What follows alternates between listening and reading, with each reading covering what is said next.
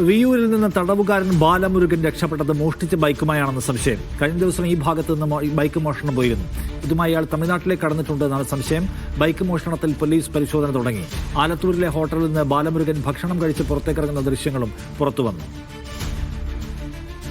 നട്ടരാജ് പരശുറാം കൂടുതൽ വിവരങ്ങളുമായി. നട്ടരാജ്, ഇപ്പോൾ അന്വേഷണം ഏതു വഴിക്കാണ്? തമിഴ്നാട് പോലീസിന്റെ കസ്റ്റഡിയിൽ നിന്നും രക്ഷപ്പെട്ടുമായി ബന്ധപ്പെട്ട ഒരു പ്രധാനപ്പെട്ട പരിശോധനയാണ് ഇപ്പോൾ തൃശൂർ വിയ്യൂരിലെ സുരേന്ദ്രൻ എന്ന വ്യക്തിയുടെ വീട്ടിൽ നടന്നിട്ടുള്ളത്. ഇവിടെ നിന്നും ഒരു സ്കൂട്ടർ ഇന്നലെ രാത്രി മോഷണം പോയി. ഈ ബാലമുരുകൻ സ്കൂട്ടറിൽ രക്ഷപ്പെടുന്ന സ്വഭാവമുള്ള പ്രതിയാണെന്ന് നേരത്തെ പോലീസ് വ്യക്തമാക്കിയിരുന്നതാണ്. നേരത്തെ ജയിൽ ചാടിയപ്പോഴും ഇയാൾ ഒരു സ്കൂട്ടറിലാണ് രക്ഷപ്പെട്ടത്. ഈ വീട്ടുടമയായ സുരേന്ദ്രന്റെ വീട്ടിലെ സ്കൂട്ടറാണ് കഴിഞ്ഞ ദിവസം മോഷണം പോയത്. എന്താണ് സംഭവിച്ചത്?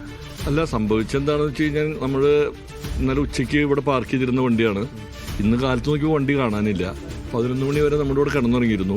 ഈ ബാലമുരുകനാണെന്ന് നമുക്ക് ജസ്റ്റ് ഒരു സാധാരണ പൗരൻ നിലയ്ക്ക് നമ്മൾ അനുമാനിക്കുന്നല്ലാതെ നമുക്ക് ഉറപ്പ് പറയാൻ പറ്റില്ല. അതൊന്നും നമുക്ക് പോലീസിന്റെ അന്വേഷണത്തിലാണ്. പോലീസ് വളരെ കാര്യക്ഷമമായിട്ട് അന്വേഷിക്കുന്നുണ്ട്. CCTV ഉണ്ടോ വീട്ടിൽ? വീട്ടിൽ CCTV ഇല്ല. തൊട്ടപ്പുറത്ത് പല സ്ഥലത്തും പരിശോധിക്കുന്നുണ്ട്. പോലീസ് വളരെ തമിഴ്നാട് പോലീസും ഒക്കെ കാര്യക്ഷമമായിട്ട് പരിശോധിക്കുന്നുണ്ട്. വണ്ടി നമ്പർ എന്തായിരുന്നു? വണ്ടി നമ്പർ ഒരു മിനിറ്റ് കേട്ടോ. KL 08CA 9534 Honda Activa. രാത്രി മുതൽ പോയി. അത് നമുക്ക് അറിയപ്പെടുന്നത് കാലത്താണല്ലോ അറിയപ്പെടുന്നത്. അപ്പോൾ രാത്രി എത്ര മണിക്ക് പോയി നമുക്കൊന്നും ഉറപ്പ് പറയാൻ പറ്റില്ല.